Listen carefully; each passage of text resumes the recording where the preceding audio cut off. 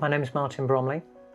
I'm dad to two young children, Victoria and Adam, and this is the story of the death of my wife, Elaine, who died in March 2005 as a result of an attempted routine operation that went wrong.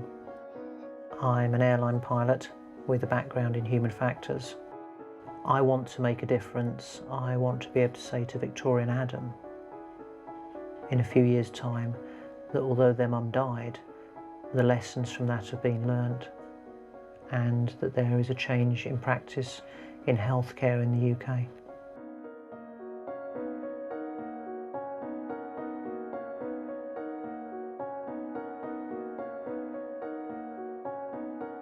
Elaine actually had very good health, but she had suffered from some sinus problems, and as a result, a consultant had recommended that she should have routine sinus surgery. We left at 8:30 in the morning, having kissed Mummy goodbye, and went off to do the weekly food shop. I got a phone call at about 11 o'clock that morning from the ENT consultant, and they explained to me that when Elaine had been anaesthetised, her airway had collapsed, that the oxygen levels in her body had fallen to very low levels, and so they decided that the safer option was to let Elaine wake up naturally, and unfortunately she hadn't done so. I went across to the intensive care unit, and there I was met by two further consultants. They explained to me very bluntly that Elaine had been without oxygen for a significant period of time, and that I was looking at her having significant brain damage. Another brain scan was taken, and even to me as a layman, comparing the new scan with the benchmark scan, there was no doubt that by this stage there was virtually nothing that could be done for Elaine.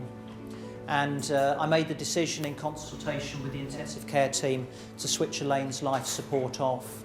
She died some 13 days after the original attempted operation.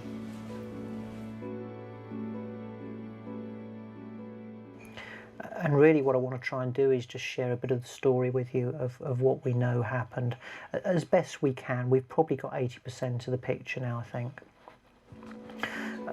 Elaine was being cared for by an experienced anaesthetist and his experienced assistant. We'll get on, shall we? The plan was that they would start with a laryngeal mask, and they had done a very thorough pre-op assessment. There were no undue causes for concern at this stage. And at 8:35 in the morning, Elaine was anaesthetised. Off we go now. Off to sleep. The first mask wouldn't fit. They tried a second mask. Why am I having problems here? I don't know. I'll open this. Hold down a bit. Let me push the head back a bit more. They then tried some extra drugs to try and reduce some suspected tension in the muscles in the jaw. So it was obvious almost straight away that things were going wrong. We know that 2 minutes in, Elaine's oxygenation was 75% and falling, and she was by this time already visibly blue. Within 4 minutes we know that her oxygenation had fallen to 40% or lower. There's some confusion about the precise time, but we know that 6 to 8 minutes in, a number of things were happening. The anaesthetist had already started to attempt to intubate Elaine. The oxygenation was still at 40% or lower, the heart rate was falling.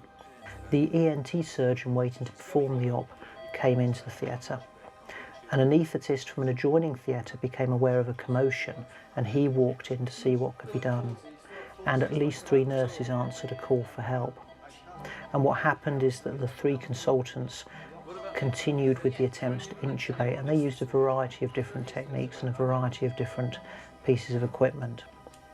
The nurses, meanwhile, performed some tasks under their own initiative. But what we can say is that 10 minutes in, with hindsight, this is a situation of can't intubate, can't ventilate. This is a recognised emergency in anaesthesia for which guidelines exist. We're now 10 minutes into this attempted procedure.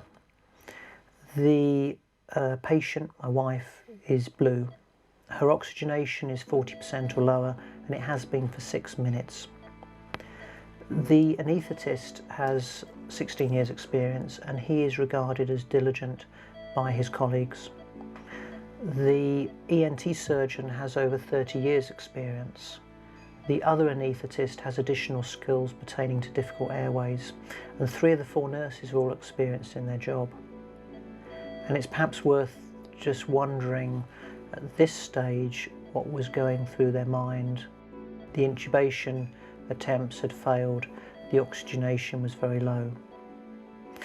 What we know actually happened is this point in 10 minutes for a further 15 minutes, the 3 consultants would appear to have continued with their attempts to intubate to the exclusion of any other option. And that at the end of that 15 minutes, we're now 25 minutes into the whole procedure, they eventually get Elaine's oxygenation to 90%, but she's actually been at 40% or lower for a total now for over 20 minutes. Keep going. Can we get above 90? Nope, she won't go up. No, you got 90 though, that's better. I don't think we should carry on with the operation. No, I agree, I think we should abandon it at this stage. Okay. The airway itself is not secure though, and so they fiddle around a bit more, and in fact her oxygenation falls again below 90% for a further 10 minutes, and finally by the time we're 35 minutes in, they seem to make the decision that the best thing is just to let her wake up naturally. Let's wheel her back, quick as we can.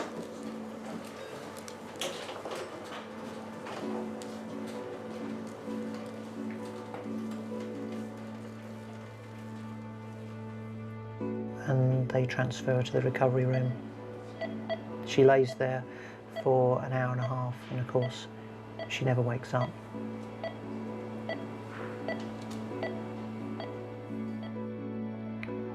Based on the evidence from the inquest and from Professor Harmer's report, the lead anaesthetist, if I can call him that, in his own words, lost control.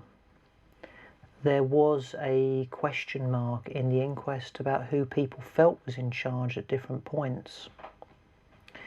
There was certainly a loss of awareness, an awareness of time, but also an awareness of the seriousness of the situation. If you like, the awareness of what was happening wasn't shared by each of the consultants. There was certainly a breakdown in the decision-making processes, and it would appear that the communication processes dried up amongst the consultants. The story with the nurses is very different. The nurses were generally aware of what was happening and what needed to happen. When I said to you that 6 to 8 minutes in, those 3 nurses arrived, one of them asked her colleague to go and fetch the tracheostomy set. There was already a quick trachea kit in theatre. She went out, she collected the tracheostomy set, she came back in and she announced to the consultants that the tracheostomy set was available, and there was no response. One of the other nurses who walked in immediately saw Elaine's colour, immediately saw the vital signs, and walked out again to phone intensive care. She phoned to check that a bed was immediately available. She came back in and she announced to the 3 consultants that a bed was available in intensive care. And in her own words, they looked at her as if to say, "What's wrong? You're overreacting." She actually walked out and cancelled that bed. At the inquest, 2 of the 4 nurses stated that they knew exactly what needed to happen, but again, to quote from the inquest, didn't know how to broach the subject. We have a breakdown of leadership, of situational awareness, of prioritisation, of decision making, of communication, and of assertiveness. And these same factors, these same human factors, ironically are present in 75% of aviation accidents.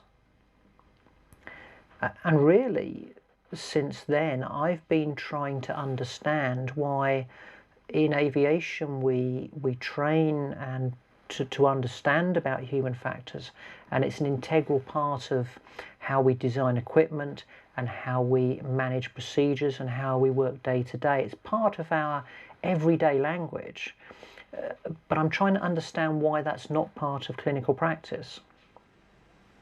When we get out to the aircraft, there's a lot of technical jobs that need to be performed. There's the usual security checks of an empty aircraft. There's the safety checks, both of the outside. We have to do a walk around, making sure the systems are functioning and that everything we require for flight is switched on or operating in the way it should. Having done all the preparation, got everything ready for flight, we then get together in a briefing. And that's really to make sure that we both know what we expect to happen, but more importantly, that we think through all the possibilities. Up to 100 knots, you'll consider stopping for any ECAM warning or caution. Above 100, you'll only consider stopping ECAM warning. Engine failure is something you think is going to stop us flying. 3 things to remind me of. With a positive climb, we'll get the gear up if appropriate. Remind me that toga's available. Remind me that autopilot's available. If it's not performance limiting, I propose to follow the SID. The only other exception to that is if we had some uncontrollable situation like a fire still burning when we get to S speed, in which case I'll pull that, and it's suitable for a right-hand visual back for 27 right today. Any questions on the emergencies? Okay, as far as the departure, it's an opening up of communication. Human factors tells us that actually we're all wrong no matter how good we are, and we need people around us to help us. It's creating that open environment within your colleagues, being open to suggestions. If they put their hand up and say, excuse me, I'm not sure about this, it's not turning around and saying, actually, I'm the boss here. It's turning around and saying, tell me what your concern is. It's listening. And before you ask, by the way, what happened to the people who were involved in my wife's incident, you will be pleased to know that they all returned to work eventually after the incident. And that is exactly what I wanted to happen. By being back in the workplace, they can spread those very personal lessons on to their colleagues. And all of them will be much better clinicians as a result of what happened, of that there's no doubt. The key message I would emphasise is that in aviation, we know 75% of accidents are caused by human factors. In healthcare, what's the statistic? Is it 75% as well? Is it 85%? Is it 55%? No one really knows. My argument is, though, that the actual statistic is irrelevant. If you accept common sense and look around you, that tells you a large proportion of accidents and incidents will be caused by human factors. The lessons from other industries are there, and they're equally applicable to healthcare. And if it is only 45%, that is an awful lot of lives that we could be saving. Let's wake up to human factors. Let's make a difference.